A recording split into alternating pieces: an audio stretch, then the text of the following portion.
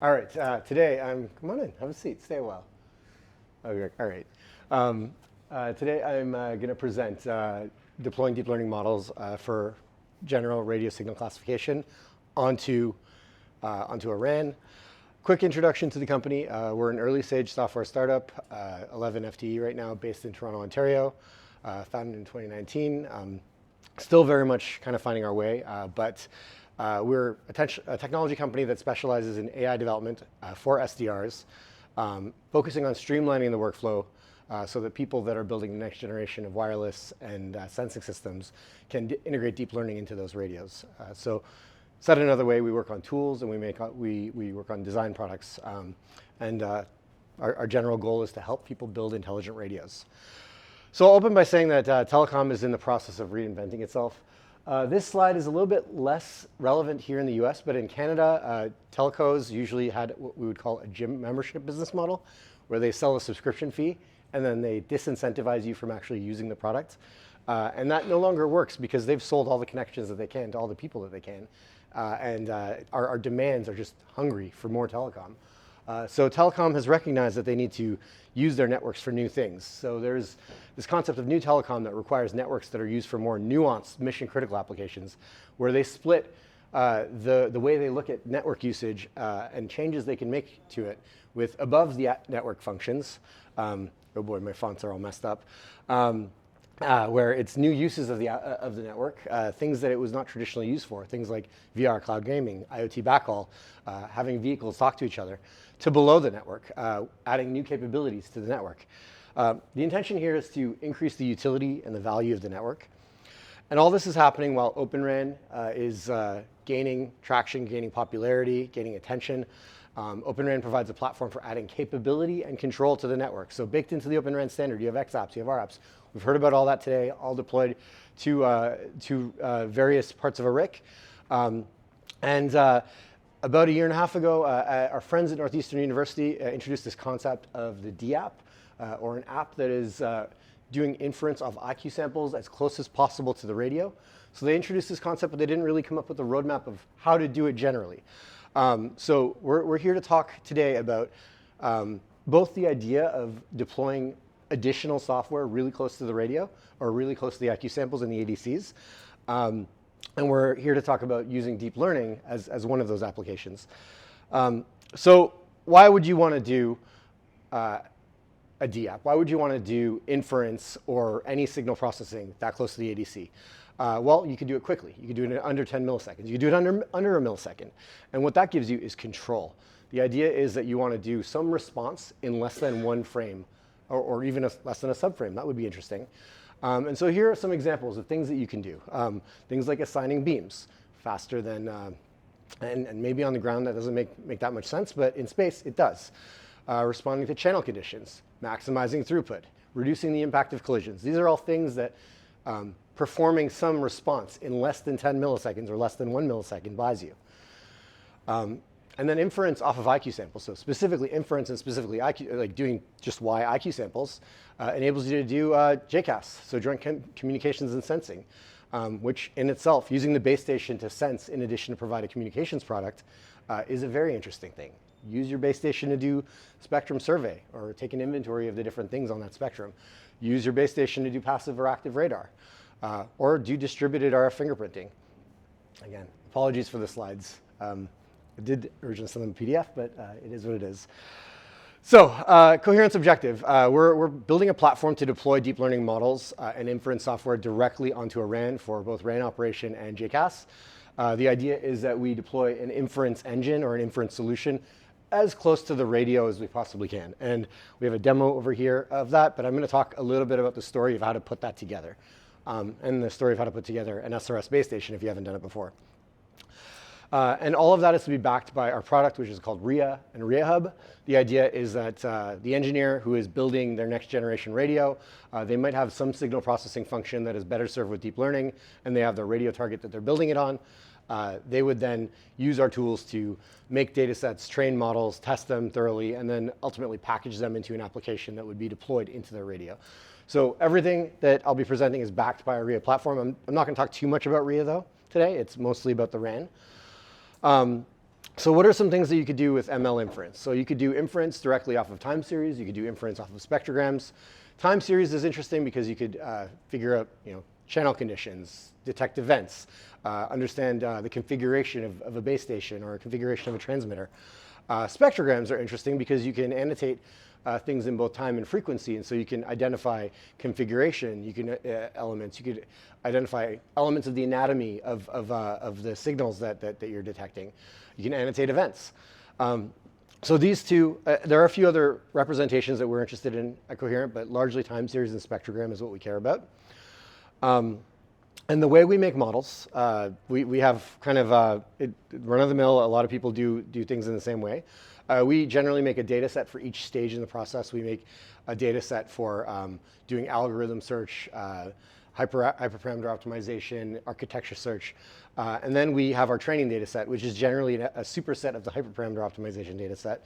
We usually add impairments and augmentations to that to increase the data that the model has seen. We run our training, and then we deploy our model into a test system where we first do performance testing, understand its accuracy, understand the validity or its capability of achieving the task that it's been designed for, and then some benchmarking as well. When we say benchmarking, we talk about like how much resource consumption does the model have, how much time does it take for the model to perform inference. And all this ultimately gets deployed into some sort of inference solution. So this is like a high-level block diagram of our inference engine. The idea behind our inference engine is that it's a cross-platform portable piece of software that you could load into anything, and then it would perform ML inference. So we've tested it on Raspberry Pis, we've tested it on ORANs, we've tested on laptops, workstations, servers, you name it. And the idea is that it has a component for managing the radio, it has a component for doing pre-processing that you might want to do basis state change, for example, changing your IQ samples into spectrogram. We have component for performing the actual inference task, and then some network control. And so this is largely our inference product. All of our models get deployed into this. And so what we're here to talk about today is like, how do we get this inference software into a G-Node B and do it with low latency and make it useful? So we'll start by talking about the components of the testbed that we built initially. And so the software stack is srsRAN. And we use Open5GS as our core, and then we have our RIA platform to make our models, and the inference engine to deploy the models into. For the hardware, some of the different radios that are different from what you've heard today, but we initially did our work with an X310, backed with an octoclock to provide the time and phase sync, and then run on the specs on this PC are pretty funny because they're like a fairly high-end PC from like 2020, but with like a really old small GPU. So Ryzen 3900X, 12 core, 24 thread, NVMe, 64 gigs of RAM, a Mellanox Connect X4 to control the USRP, and then just a 1050 Ti to perform inference. So the models that we initially did this testbed inference on was our time series regressor as part of a project I'll mention later in the slides, and our spectrogram segmentation model. This is actually, if you want to download the notebook for it, we have an example notebook on our GitHub that you're welcome to use and learn about spectrogram segmentation. So building it, this is the initial testbed. What you can see, okay, so that is the USRP, so that's acting as the radio unit. You have a Google Pixel 6 as our UE. There is a server down here. Now you're wondering, why is this like column stacked like kind of in this janky setup? I'll say that this is in my laundry room in my basement. So this was done last year before we had an office that had gigabit Ethernet. I have gigabit Ethernet at home. We want a gigabit Ethernet backhaul so that we can do thorough throughput testing. So that's why the testbed looks the way it does. We actually do everything in Docker containers, and it works really well. In fact, the demo we have here today, there's multiple Docker containers running on that laptop. Essentially, srsRAN controls UHD, which is the driver software for the USRP, and that's run in one Docker. And then the core Open5GS is running in another Docker, and then it goes uplink to the internet. So this is the thing we're all here for. How do we get IQ samples from SRS? Well, it's really simple. It's actually incredibly simple. I pulled the internet really hard to try to figure out how to do it, and nobody knew. And then we just went into the SRS code, and we're like, hey, like we're actually, like they're using standard UHD code to get this. So we could just take this UHD buffer and just mirror it, which is essentially what we do. We duplicate the buffer that's coming from UHD. And this is like last year's SRS, so line 55 of the UHD rxstream.cpp. We just basically added a line to mirror that buffer, pass it into a UDP socket, and then we have a separate Python script that is passing that to 0MQ, and then we open the port of 0MQ. And so that's how we get our IQ samples out of the Docker in real time, all of the IQ samples. And then we pass that into our inference engine.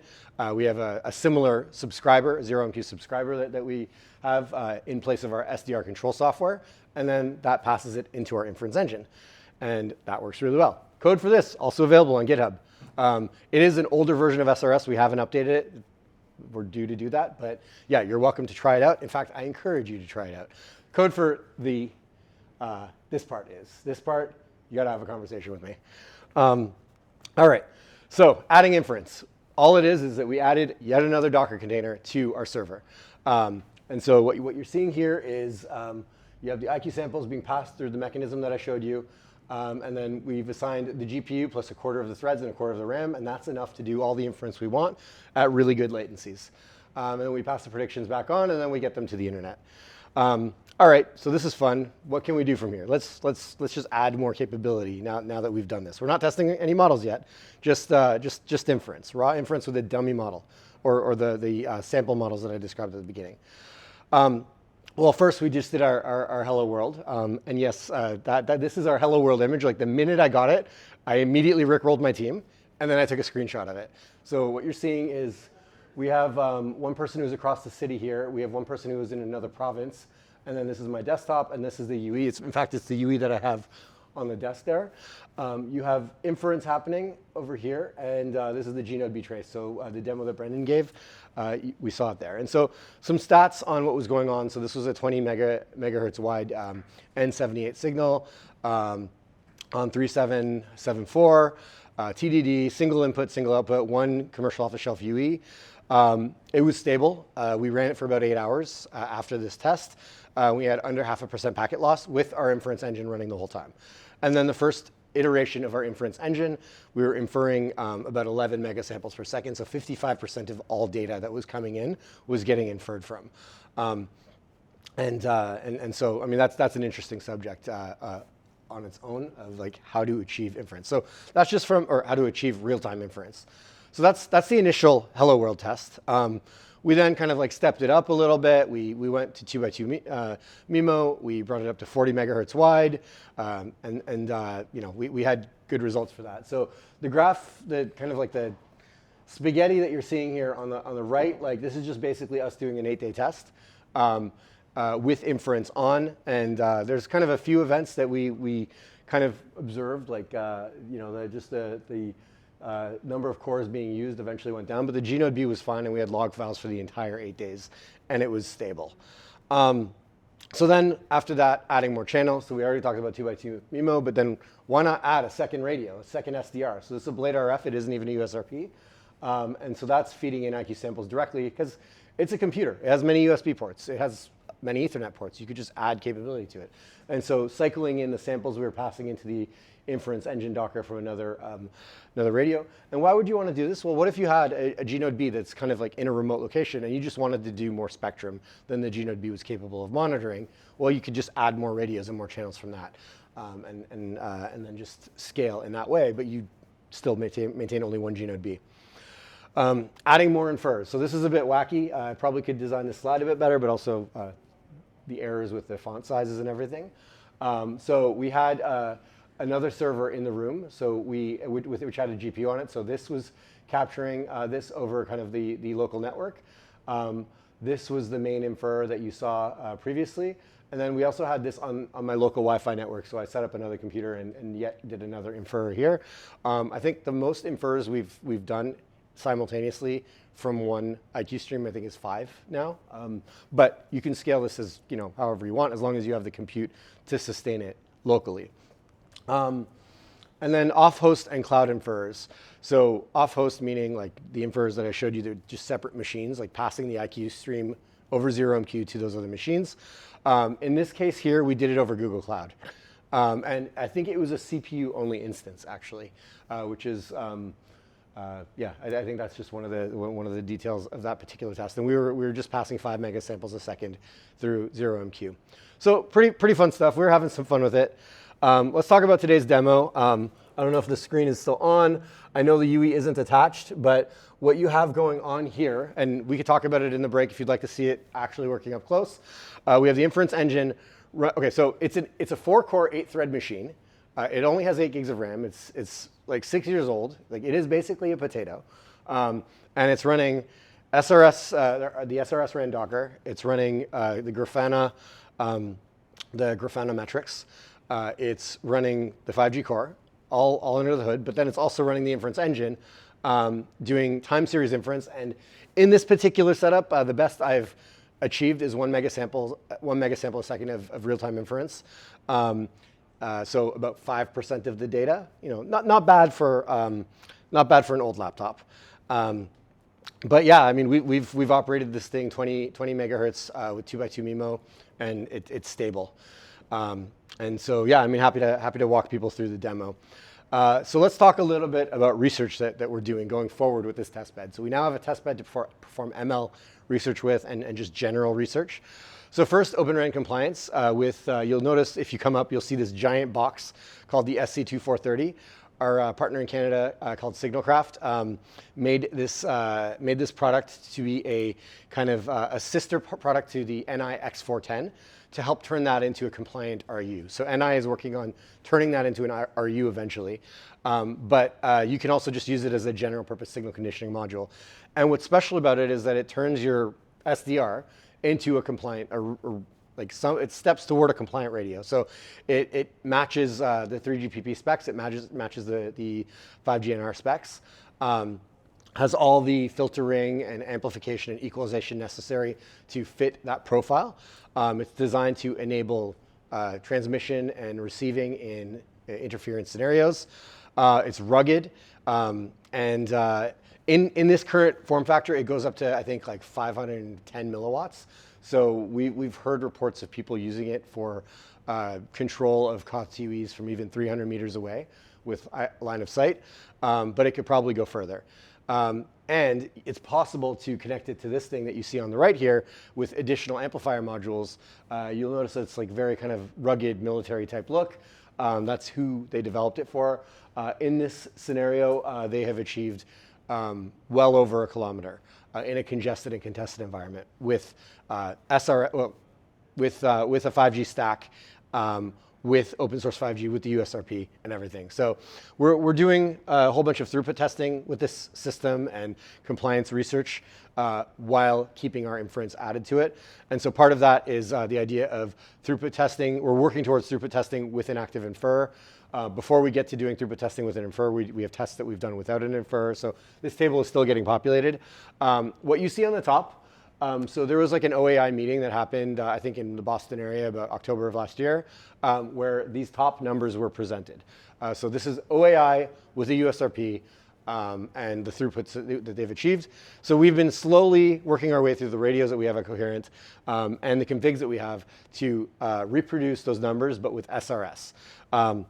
So with an X410, we've essentially gotten all of the up to 60 megahertz numbers for the downlink. For the uplink, there's still work to be done.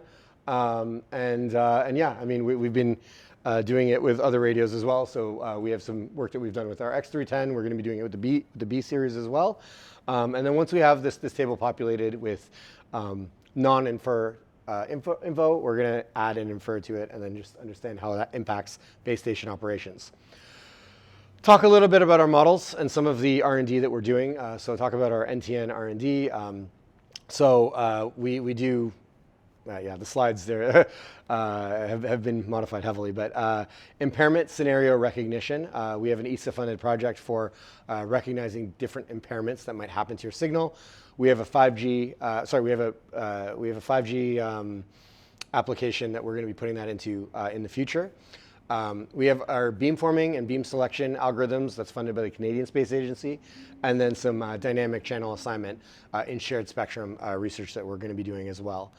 So talking about the ESA project, we break it down into kind of three components. The first is fundamentals measurement, so like using a model to infer SNR or EVM or even like the phase noise that's predicted. And so the constellations you're seeing on the bottom right there, or the bottom left there, are kind of help make it obvious as to what the model should be inferring, but it's doing it all off of time series IQ, all baseband IQ. Human-made scenarios, so things like jamming, things like adjacent channel bleed over, unintentional collisions from legitimate usage, things like that. And then the last one is channel models and the environment. So that's the ESA project, the CSA project. So Alec over here has been working on this. This has been his nightmare for the last 6 months. But yeah, the idea here is that we're making models that can infer a beam angle and then retransmit at that beam angle. And it's a lot of good work. And then in one of our near-term future projects, we're going to be integrating this into a RAN. And actually, this is that project. We're doing ML radio resource assignment. So we talked about this component here earlier, so taking the IQ samples and putting it into our inference engine, but then we never said what we're going to do with it. And so we're going to actually open up SRS, modify the scheduler, and have the scheduler take the inputs from our inference engine as part of this project. SRS graciously gave us an LOI for this, so we're happy to be here and happy to talk about this with all the friends of SRS. And yeah, the idea here is that we're using predictions to control the G node B. I opened the presentation talking about under 10 millisecond control, so that's what we're going to try to achieve as part of this project. So just 2 more slides to conclude. Just presented a roadmap for building a platform for AI on the RAN. If this is of interest to anybody, please send me an email, or I'm here today and tomorrow. Happy to talk and happy to brainstorm and exchange ideas. And if there's ways we can help, we can do that. We can talk about that. And yeah, these are just general areas of interest for us: passive active radar, anomaly detection, impairment recognition, and then spectrum sharing and assignment. And then just generally ways that we can help. If you're interested in kind of learning more about Qoherent, we can help make a test bed. We can do algorithm prototyping. We can prototype applications, and then we can make data sets. So with that, I will conclude. And thank you.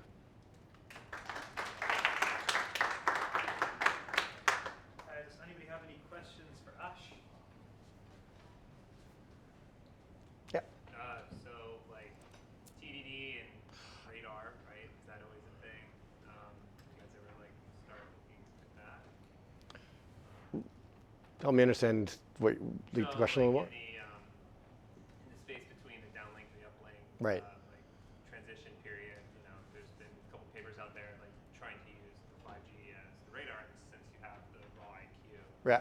Is that something you guys have? Yeah, that's totally like, so whether we're doing it on the base station or a separate receiver, like that's work that we eventually want to do. And yeah, the idea is that like what you've transmitted. Like okay, let's just say it's like a fully passive radar application. You have the surveillance path and you have the direct path, and like you can just do regular passive radar with regular signal processing, and that's great. But what the ML can do is infer impairments that might be happening on the reflected path, on the surveillance path. And so, like much like if I'm yelling down a hallway or I'm yelling at a brick wall, my brain can detect the difference. ML can detect the difference on what's coming on. And so, what we want to do is build out a platform for prototyping and researching that kind of stuff.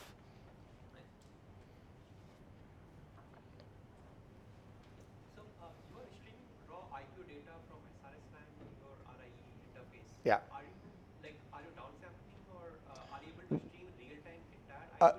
Yeah, so we're passing everything into it, and then the way the inference engine works right now is that when it's ready for like the next batch, it just like takes like the most recent. If we decrease like the sample rate of the SDR, if we decrease the so if we were to do like on that 1050 Ti on that potato setup, we could do 15 megasamples per second. So if like the base station is like below that, then yes, we could do everything.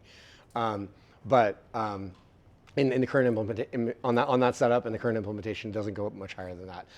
But yeah, the idea is that you can pass all IQ samples in, but the way it's designed is that it just like, it doesn't it looks at what the most recent is. So it's using pub sub, and then just like discards everything that isn't consumed. Right. Yeah. We tried string raw IQ and then it just crashes srsRAN after 1 or 2 seconds. Yeah. So we had to like downsample or use So this is why we use Docker containers, because when we use Docker containers, we can say, you are on cores 1 to 3, you are on cores 3 to 5.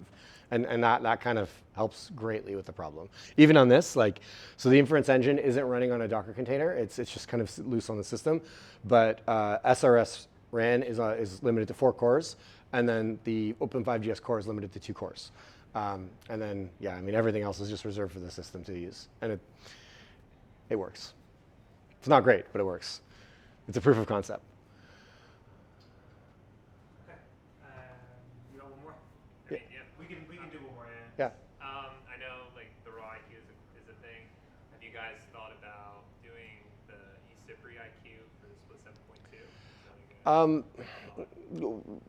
We've kind of kept things within reach, Sure. and maybe when NI has a nice implementation that they've put on the USRPs, we will look into the options that are available there.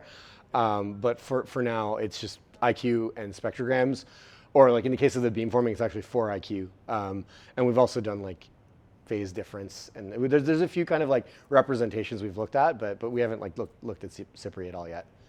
Yeah. Interesting question. Thank you.